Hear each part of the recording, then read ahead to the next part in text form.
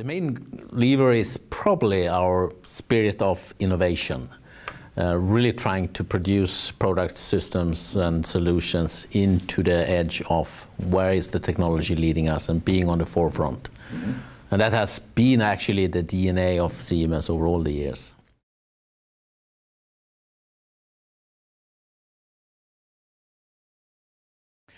Well, of course, it's always the big trends in the market that defines whether we do see market opportunities. And I think over all the years, Siemens has been developing innovations in electrical and infrastructure environments.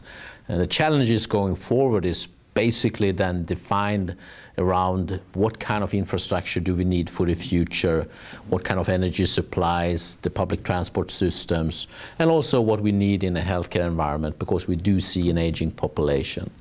So the challenges in many aspects could also be our opportunities.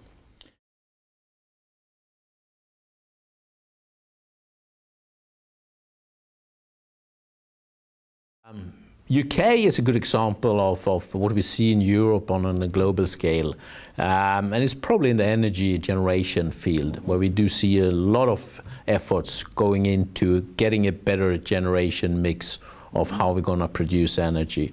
We do see a big need for infrastructure in general, the public transportation system, road and rail traffic solutions, and of course in city environment, which again is a bit of infrastructure and energy, but also takes care of security issues and how we're going to provide personalized and good affordable healthcare to people. These are kind of some main areas which gives us good growth opportunities.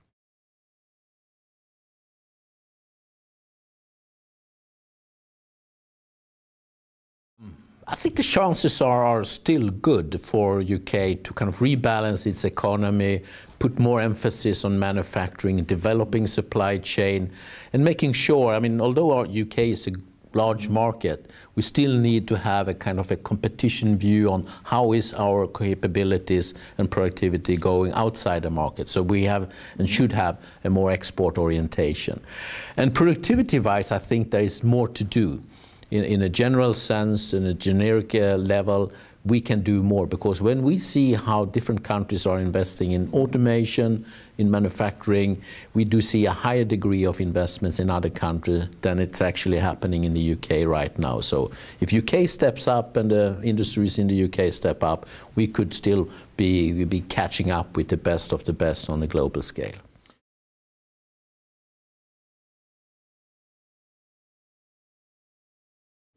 Definitely. I think that the private sector is the main vehicle to drive this forward. Government can do some injections and push some visions and strategies and segments of the market forward.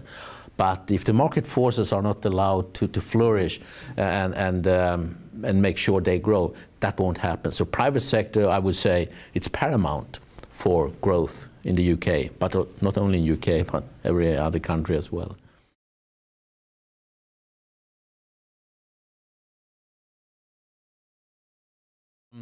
Of course, we try to establish a framework so it's kind of comfortable, enjoyable to work at Siemens, and it includes hopefully a very decent pay. It's a good quality of life. It's a good work-life balance. We allow people to also kind of make sure we are focusing more the output than the input, so we allow people also to work remotely, and by that actually kind of calibrating the work-life balance. But I think the main attractor is still what we do, what we develop, what we innovate, so that makes sense. Infrastructure, technology that actually solves problems and increases quality of life aspects. So we are happy in our generation to move over and leave a better and cleaner and greener planet to our coming generations. That, I think, is the core element of attracting people and also retaining them.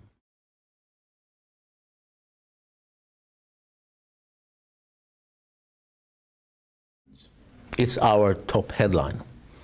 And it's not only the green technology where we can prove and deliver to the market a more efficient and less consuming product or system. But it's also the aspects of how are we as a corporate citizen. Do we take the corporate social responsibility? Are we acting towards poor people and austerity measures? Do we show ourselves being visible in different corporate social responsibility programs? And do we give back to society? That's for us also sustainability. Diversity aspects as well. So I think for us it's a broader headline than just producing sustainable products and solutions. It's about the whole community.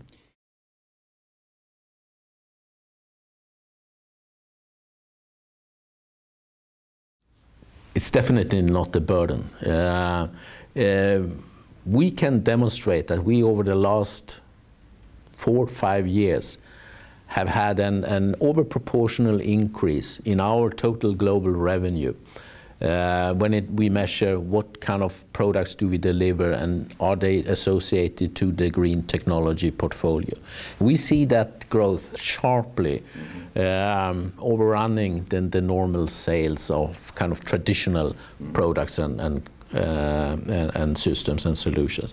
So it's not a trade-off from any corporate viewpoint that you trade off your profits or your growth if you are a green or making your company greener. It's a kind of a win-win situation. Focusing those sustainable green products gives you a better revenue stream and a better profit.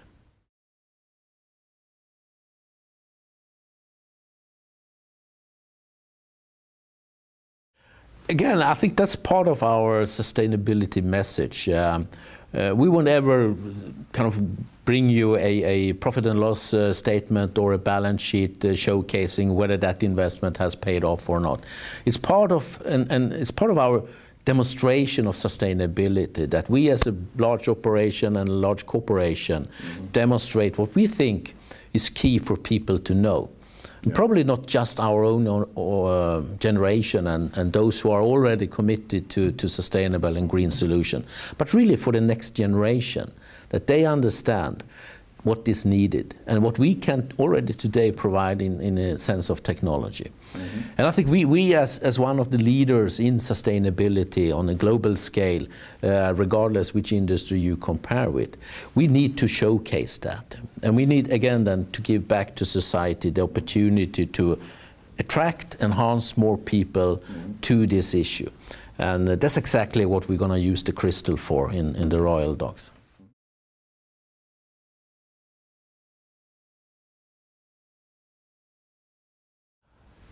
It is taking responsibility and making sure you are acting in a compliant way. And myself, I usually do that by being very honest and open and trying to communicate clearly what are the strategies, what are the visions. But it's the way how we do it. So leadership needs to kind of be broader than just kind of taking accountability for a number in a balance sheet or in a profit and loss statement. It's about the depth of sustainability in all aspects. So a clear, open style and taking responsibility across the boundaries of not only technology but also being into the society and for almost also, most certain also the view into our own staff and employees.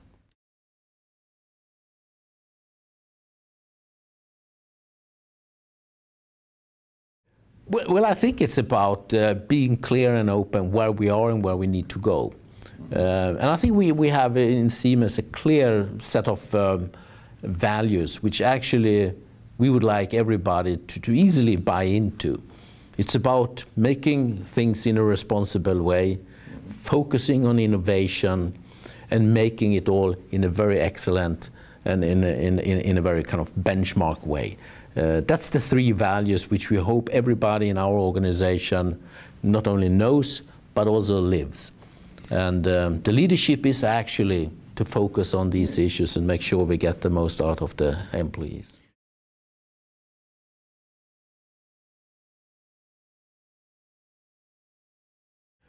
Well, it's part of one of the three values, and innovation is, again, the DNA and the lifeblood of the company. So wherever we can do a difference in a customer dialogue, where we can actually lead the customer into a way that not only brings us a benefit of a revenue stream, but really focusing what are the effects at the customer side and in the market, and how can we make sure that he or she gets more profitable. So that's the main thing in that area.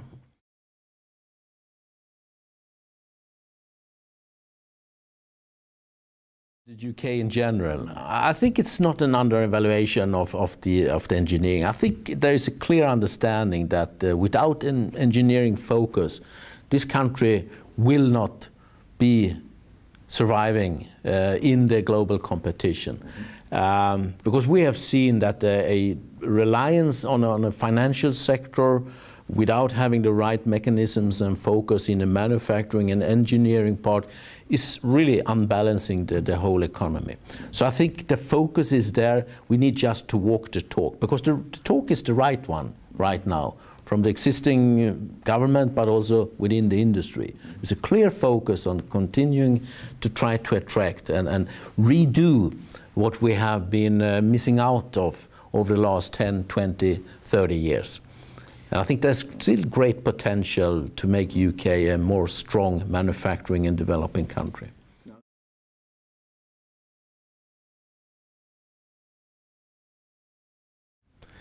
So Siemens' role in that is to kind of try to catch and have a better understanding how our total supply chain works, and how we can make sure that we use our brand and our power to also partner and attract engineering which is around us. Because although we are big, we are not so big that we don't need the application knowledges or the partnerships with small and medium-sized enterprises. So we need just to make sure that we are connecting better with the society where we are in, and making sure we utilize and use those capabilities.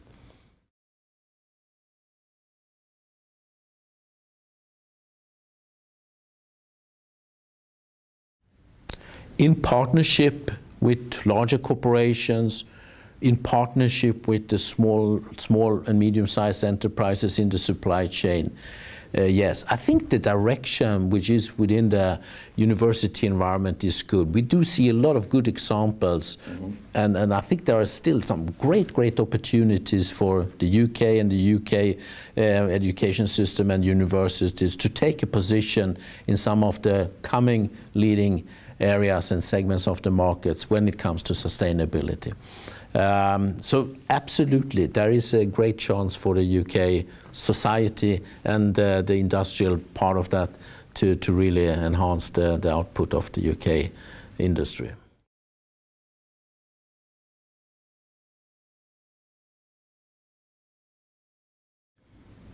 I never wanted to be a specific, to be in a specific job title.